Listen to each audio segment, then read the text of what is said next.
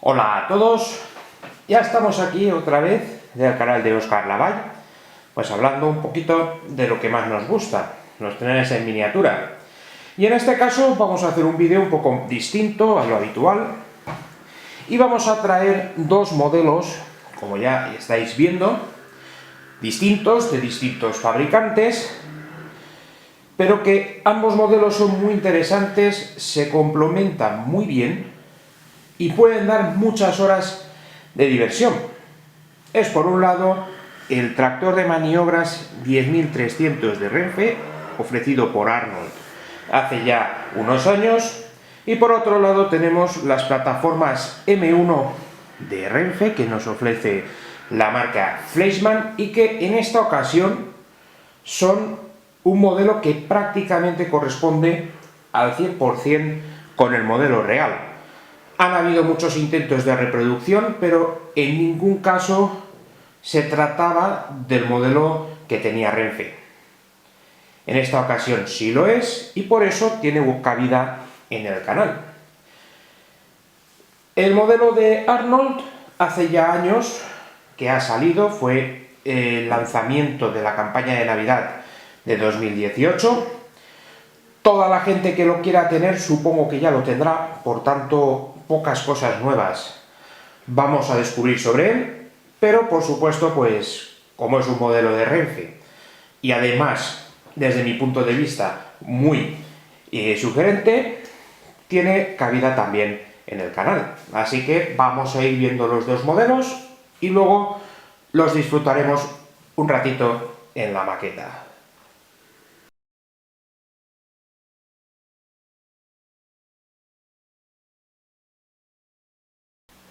Los tractores 10300, posteriormente matriculados como 303, llegaron a Renfe a partir de 1953, pero sus orígenes se remontaban ni más ni menos que a un plan de adquisición de locomotoras diésel de maniobras redactado ni más ni menos que en 1944, época de posguerra, época en la que Renfe, que por cierto este año cumple 80 años, era recién fundada y se planteaba la necesidad de sustituir las viejas locomotoras de vapor de bajo rendimiento y grandes averías por su antigüedad por locomotoras diésel.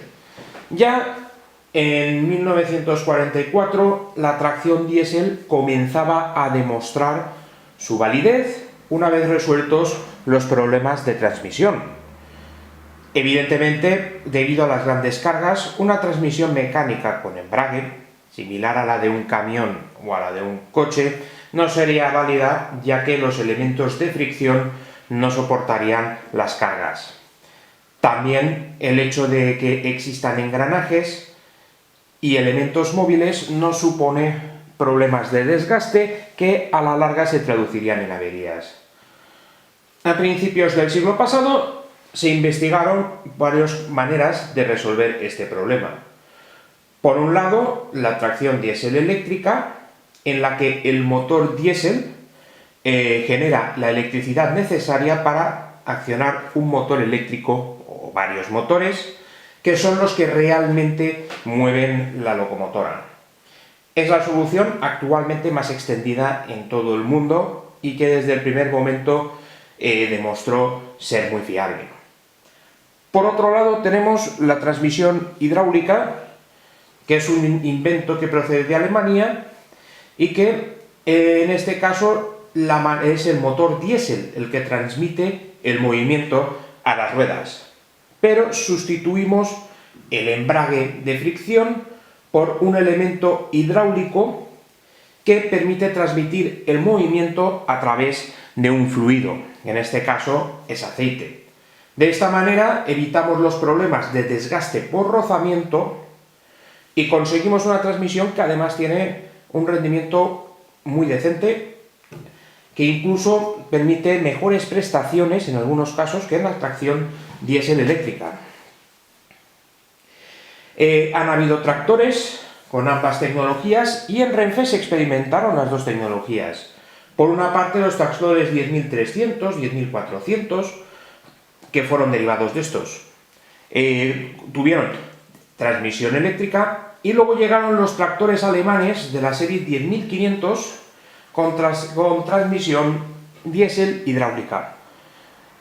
Eran tractores más potentes, pero que sin embargo finalmente Renfe, entendemos que por motivos de mantenimiento, prefirió la tracción diésel eléctrica y por tanto llegó a adquirir 202 unidades de esta serie, frente a los 20 tractores diésel hidráulicos de la serie 10.500 o 305. Tractores construidos por la maquinista terrestre y marítima, utilizando motor Sulzer y parte eléctrica procedente de Brown Boveri. Por tanto, estos tractores son de origen suizo. Estuvieron funcionando incansablemente desde 1953, que se entregaron las primeras unidades, hasta 1993-94, que fue cuando ya se entregaron los tractores de la serie 310 y 311, y por otra parte desapareció el tráfico de mercancías de detalle o vagón disperso, e hizo que estas locomotoras ya no tuvieran cabida en nuestra red. Locomotoras de maniobras que han tenido una vida muy monótona en estaciones, pero que en algunos casos han llegado a hacer incluso servicios internacionales. Tal es el caso del servicio entre Tui y Valencia do Minho, en Galicia. Era necesario remolcar los trenes con este tipo de tractores, ya que el puente internacional no soportaba las cargas de las locomotoras diésel de ese momento. También tengo constancia de que la línea entre La Fregeneda y Barca d'Alba, en Salamanca, también lindando con Portugal, se utilizaron estas locomotoras. Por lo que tenemos de que una máquina con una vida tan monótona incluso ha tenido aventuras internacionales. Aunque también nos hace pensar un poco el estado de la infraestructura entre España y Portugal y el interés que había por parte de los dos países en conectarse por vías de ferrocarril. Pero bien, hoy día hay algunas unidades restauradas, algunas de ellas se ubican como monumento, e incluso creo que aún hoy tenemos alguna unidad funcionando, pero evidentemente han pasado más de 50 años, más de 60 años, y lógicamente es difícil que una locomotora como esta siga prestando servicio, sobre todo teniendo en cuenta de que hay que obtener repuestos y posiblemente sea prácticamente imposible encontrarlos.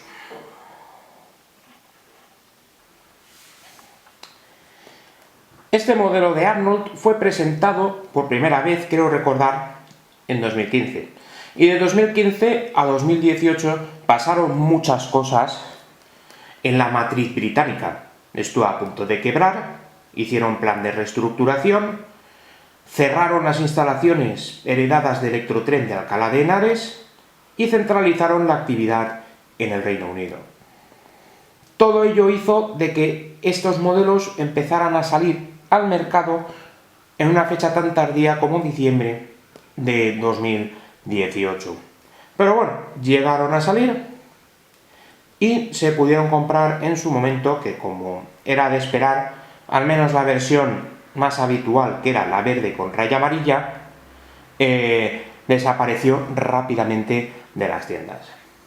Y aquí tenemos el modelo dentro de su caja de plástico, habitual en la marca, y también habitual últimamente el que los fabricantes nos compliquen un poco la vida a la hora de extraer los modelos, ya que tenemos que sacar completamente la bandeja que sujeta la locomotora, y para vaciarla deberemos volcarla para así sacar la máquina sin romper nada.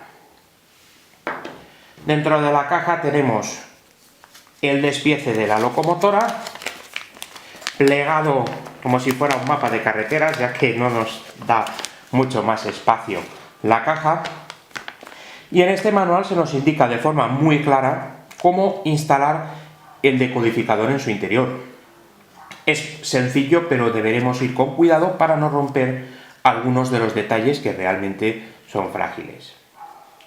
También tenemos la hojita habitual de Hornby, en la que se nos indican cómo utilizar la locomotora, consejos de utilización, etc., que la gran mayoría de nosotros no la leemos nunca y que la verdad es que las informaciones son bastante obvias.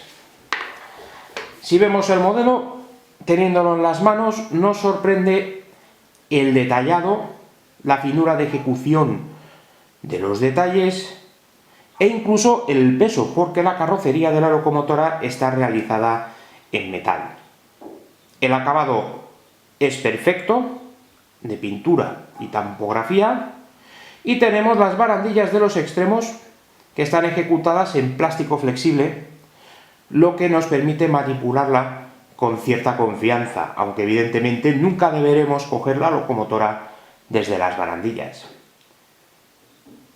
Las bielas, las zapatas de freno y sus accionamientos han sido reproducidas de forma muy fina.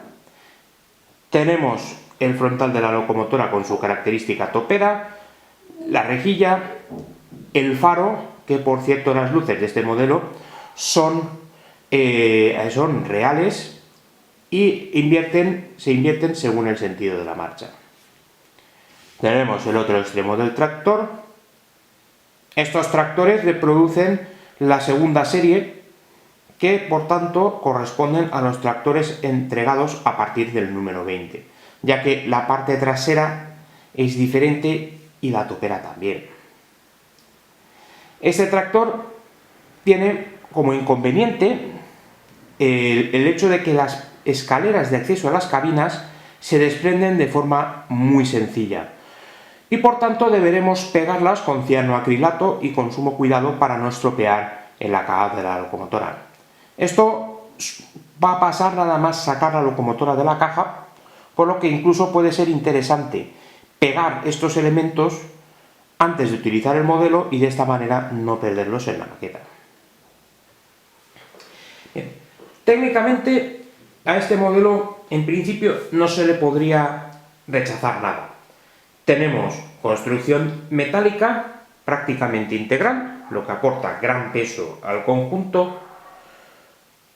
Tenemos suspensión en el eje central, que permitirá a la locomotora adaptarse a pequeñas irregularidades de la vía. Tenemos toma de corriente en todos los ejes. Tenemos conector NEX 18 para colocar decodificadores digitales. Tenemos luces programables en ambos sentidos de la marcha.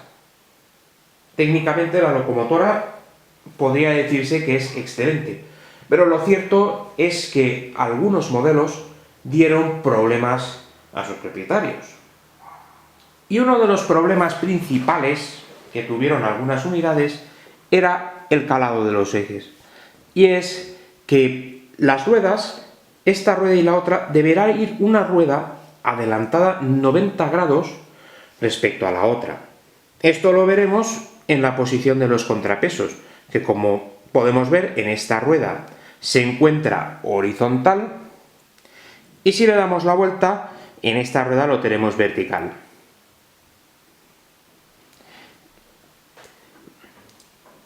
El problema que tienen estas locomotoras es que la llanta de plástico no ejerce suficiente presión sobre el eje y entonces en algunas ocasiones la locomotora tiende a perder la posición entre ruedas, y si no tenemos las ruedas desplazadas 90 grados entre sí, la locomotora funcionará a trompicones.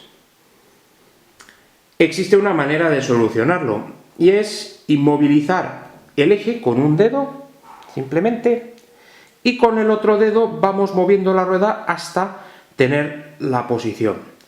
Una vez tengamos la posición, sería conveniente depositar una gotita de cianoacrilato en las puntas de los ejes para intentar fijar la posición de la rueda. Eso lo deberemos comprobar en los tres ejes de la locomotora.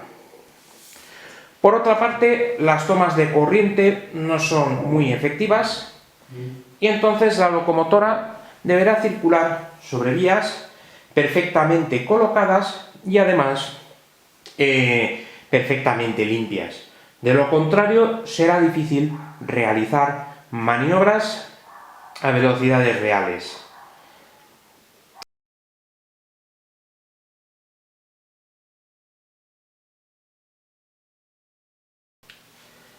La digitalización del tractor de Arnold es muy sencilla, ya que para acceder al decodificador únicamente deberemos retirar la cubierta de la cabina, que es una pieza plástica que se inserta a presión. El decodificador cuenta con conector NEX 18, pero atención, no todos los decodificadores serán válidos para esta locomotora. Por ejemplo, los length no nos cabrán debido a la posición del conector. Sin embargo, Zimo o Doyle & Haas entrarán perfectamente. Arnold es una de las marcas que saca provecho de las ventajas que aporta esta generación de decodificadores, y podremos programar el encendido de las luces como queramos. Solo funcionan los pilotos principales, pero podemos programarlos en modo maniobras, para que se enciendan los dos pilotos a la vez independientemente del sentido de la marcha. Es cierto que esta función correspondería a los pilotos inferiores, pero lógicamente, debido al tamaño, esto es imposible.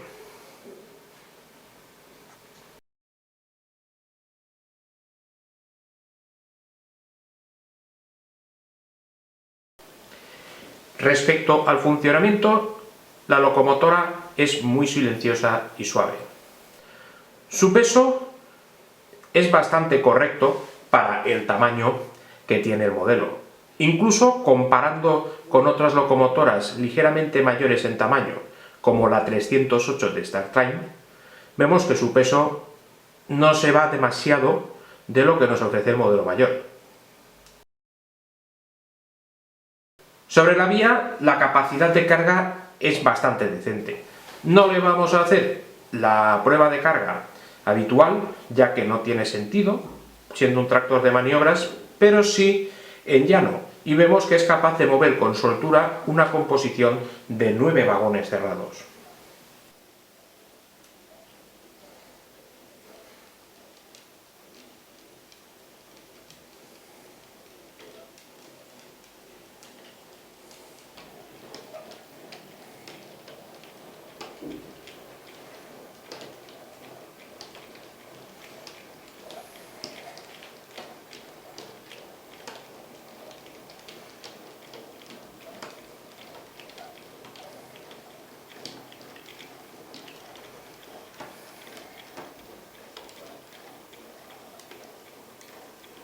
Incluso si reproducimos la situación que se daba en Galicia de trenes internacionales, vemos que el tractor lo arrastra con total soltura. Incluso en una rampa helicoidal, situación complicada para todo el material rodante.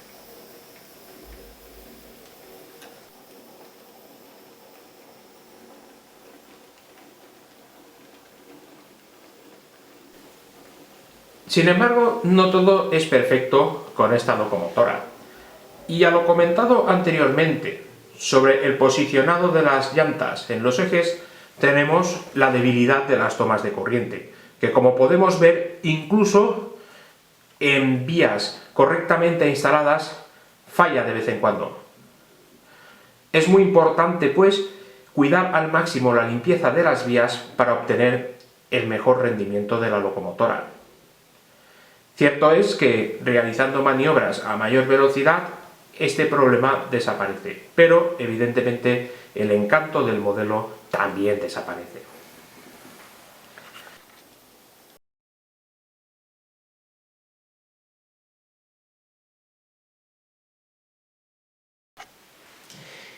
El segundo modelo que vamos a ver hoy son los vagones plataforma M1, M450.000, código KS, según la matrícula UIC, de Renfe, y en este caso tenemos una plataforma de las que se entregaron en la primera serie, es decir, entre 1966 y 1970.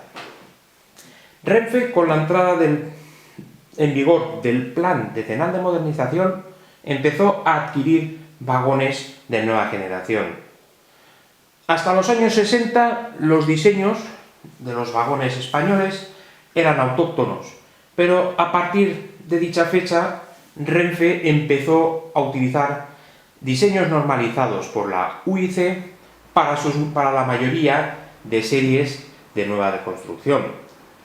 De esta manera tenemos estas plataformas, tenemos los vagones cerrados, tenemos vagones de paredes deslizantes, portabobinas, etc. Con ello Renfe empezaba a dotarse de vagones de última generación y que además aumentaban la carga respecto a los vagones anteriores, ya que con estos vagones se podía circular con cargas por eje de 20 toneladas.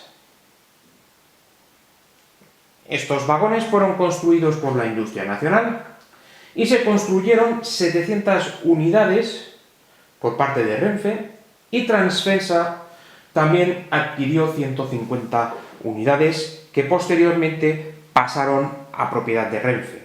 Por tanto, tenemos las unidades M450.000 de la 1 a la 500, que forman parte del primer lote, las unidades desde la 450.501 a la 700, que forman parte del segundo lote, y las unidades desde la 450.701 a la 850 procedentes de Transfesa. Existen diferencias entre las primeras 500 unidades y el resto. Estas diferencias, la más principal es la posición de los teleros extremos, que se encuentran prácticamente al extremo del vagón. En estas plataformas de primera serie, los teleros se ubican en una posición más centrada. Algunos de los vagones fueron transformados a plataformas portacontenedores MC1. Y en la actualidad este tipo de vagones en su configuración original se encuentra en desuso, ya que muchas de las cargas para los que fueron concebidos, que en realidad eran vagones de uso general, han desaparecido y actualmente pues se utilizan para el transporte de productos siderúrgicos ligeros. Por ejemplo, todavía existe el vagón y todavía hay unidades dadas de alta en el parque de Renfe, aunque no es de esperar que vayan a durar mucho, ya que algunos de los vagones tienen más de 50 años. Por otra parte, también hay que destacar que el parque de vagones de mercancías de Renfe actualmente se encuentra bastante envejecido, aunque los tipos de vagones de que dispone se adecuan bastante a las cargas a transportar. Este vagón de la marca Fleischmann, marca que por cierto no es muy habitual en este canal, pero que cuando lanza modelos interesantes, pues también debe salir. El vagón se presenta en la caja habitual de Fleischmann en su formato largo, presentación habitual de Fleischmann bastante austera, pero totalmente funcional. Retiramos la tapa de la caja y ya tenemos a la vista el vagón, que podremos extraerlo directamente sin la necesidad de retirar plásticos que pueden dañar el modelo. La plataforma tal cual la sacamos de la caja no tiene teleros laterales, únicamente tiene los teleros extremos. Pero no debemos preocuparnos, porque debajo de la bandeja encontraremos los teleros introducidos en la bolsita y estos extra. Tenemos unidades de más, ya que necesitaremos únicamente 8 unidades para completar el vagón. Por otra parte, tenemos esta tarjetita que me recuerda mucho a tiempos pasados y es el mismo tipo de tarjeta que introducía Rocco en sus productos, y que la verdad es que me gustaría saber si realmente si hubiera un problema con el producto, si mandando esta etiqueta íbamos a tener una mejor respuesta por parte del fabricante. Bueno, la cuestión es que parece que existen controles de calidad en la marca, que no en vano Fleischmann es una de las pocas marcas que hoy en día todavía mantienen el prestigio mundial.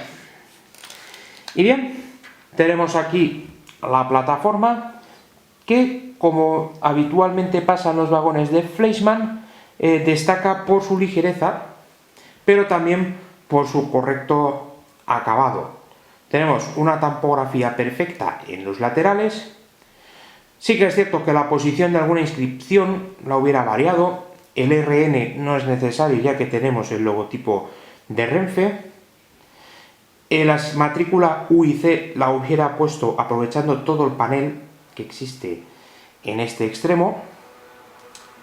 Tenemos los bajos que evidentemente no tienen los elementos del freno de vacío, ya que el vagón está basado en prototipos europeos, prototipos que corresponden con el que Renfe eligió para construir la serie, por lo que la reproducción es correcta. En los testeros tenemos topes redondos, que en este caso es correcto, ya que los vagones que se adquirieron durante los años 60 generalmente llevaron este tipo de topes. Tenemos teleros extremos que son fijos, que a muchos vagones perdieron durante su vida. Y en este caso tenemos las matrículas Renfe tampografiadas en el bastidor del vagón, que no es la posición adecuada y no entendemos muy bien por qué lo han hecho así, porque para tampografiarlo así yo preferiría que no hubieran tampografiado nada y se hubieran ahorrado una operación que posiblemente hubiera repercutido algo en el precio. Tenemos volante de freno, que en el caso de las plataformas de primera serie solo llevaron 50 unidades, por lo que lo normal es que estos vagones no tuvieran volantes de freno. Los volantes de freno se pueden retirar de forma muy sencilla, por lo que si queremos tener una composición más variada, simplemente podremos arrancar el volante, que no dañaremos el resto del vagón. Respecto a los teleros, los tenemos aquí en estos blisters que cortaremos con un cúter y los colocaremos posiblemente ayudándonos con unas pinzas sobre los orificios que tenemos en los laterales. Gracias a esto podremos poner los teleros en posición levantada o en posición plegada.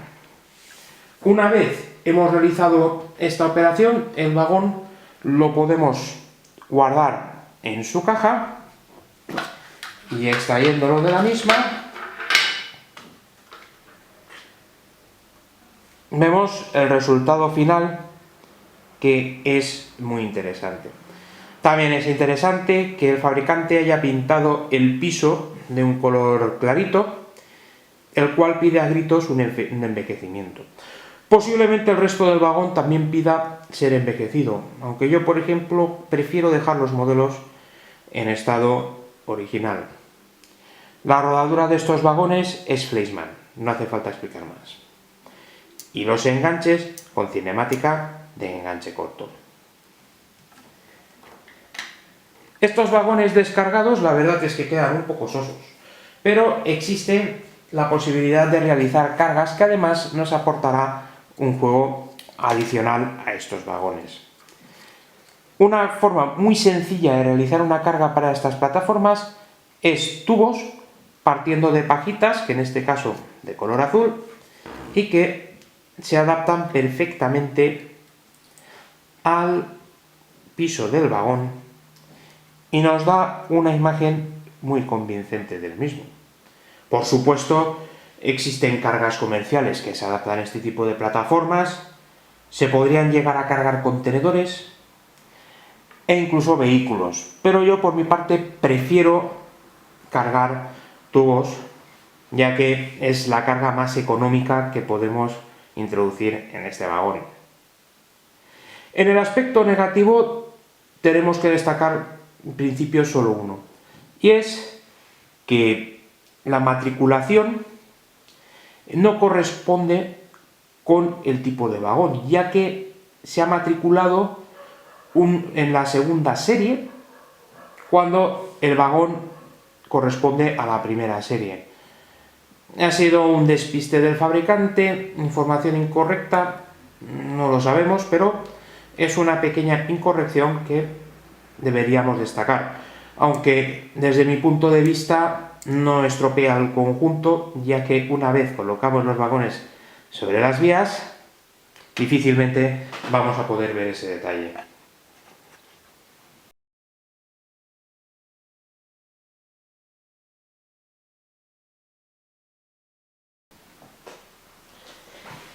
Estamos ante dos modelos realmente interesantes para el aficionado Renfe y que además, combinados, darán mucha satisfacción a quien los posea. Desde luego, un conjunto de esta locomotora con 3 o 4 vagones sería una auténtica delicia. Respecto a la locomotora, pues tengo sentimientos encontrados, ya que es una máquina muy bonita, pero tiene el problema de que su funcionamiento no es muy fiable. Como ya hemos comentado, tiene problemas de captación de corriente y en algunas unidades hay problemas con el calado de las ruedas, por lo que la marcha puede que no sea todo lo regular que ella requiere. Pero, en definitiva, si solucionamos esos problemas, tendremos un modelo muy bonito y muy representativo de nuestro ferrocarril. Respecto a los vagones, no tenemos nada que decir, ya que su simpleza tampoco permite que tiendan al fallo. Aún así, tenemos que Fleischmann, o marca de calidad que es, nos ofrece un producto muy bueno. Respecto al vagón, su precio de venta tal vez un poco elevado, teniendo en cuenta que es una simple plataforma de 2 ejes sin carga, pero muy bien acabado. El tractor, su precio me parece relativamente bueno, siempre que tengamos una unidad que funcione perfectamente. Y con esto, pues ya me despido por esta ocasión, así que espero que os haya gustado el vídeo y hasta una próxima ocasión. Saludos a todos.